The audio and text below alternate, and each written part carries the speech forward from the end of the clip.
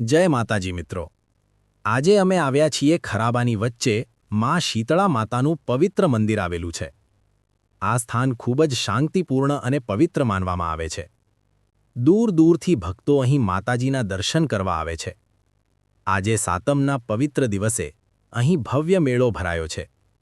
ચારે બાજુ ભક્તોની મોટી ભીડ જોવા મળી રહી છે। લોકો પરિવાર સાથે અને મિત્રો સાથે અહીં મેળાનો આનંદ માણવા આવ્યા છે।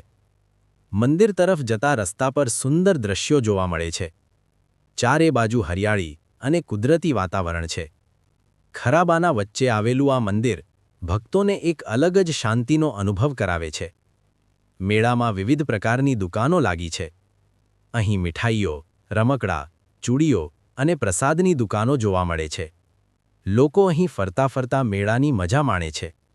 બાળકો માટે ઝૂલાઓ અને રમતો પણ જોવા મળે છે। નાના બાળકો ખૂબ આનંદથી રમતા જોવા મળે છે। મેળાનો આ માહોલ ખુશી અને ઉત્સાહથી ભરેલો છે। હવે અમે ધીમે ધીમે માતાજીના મંદિરે તરફ આગળ વધી રહ્યા છીએ। ભક્તો હાથમાં પ્રસાદ અને નાળિયેર લઈને દર્શન કરવા જઈ રહ્યા છે। દરેક ભક્તના ચહેરા પર માતાજી પ્રત્યેની શ્રદ્ધા અને વિશ્વાસ જોવા મળે છે। મંદિર પાસે પહોંચતા જ ઘંટનો અવાજ સંભળાય છે। ભજન અને ધૂપની સુગંધથી આખું વાતાવરણ ભક્તિમય બની ગયું છે। ભક્તો શ્રદ્ધાથી માતાજીના ચરણોમાં માથું નમાવી આશીર્વાદ લઈ રહ્યા છે।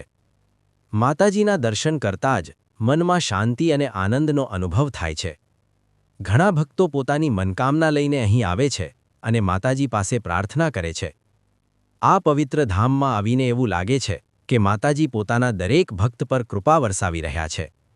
અહીં આવનારા દરેક ભક્તના મનમાં ભક્તિ અને વિશ્વાસ વધુ મજબૂત બને છે। મેળાનો આ સુંદર માહોલ ભક્તિ અને આનંદથી ભરેલો છે। લોકો એકબીજાને જય માતાજી કહીને અભિવાદન કરે છે। જો તમને પણ તક મળે તો જરૂરથી આ પવિત્ર ધામમાં આવીને માતાજીના દર્શન કરજો અને આ મેળાનો આનંદ માણજો। માતાજી સૌના જીવનમાં સુખ, શાંતિ અને આરોગ્ય આપે એવી પ્રાર્થના। જય શીતળા માં।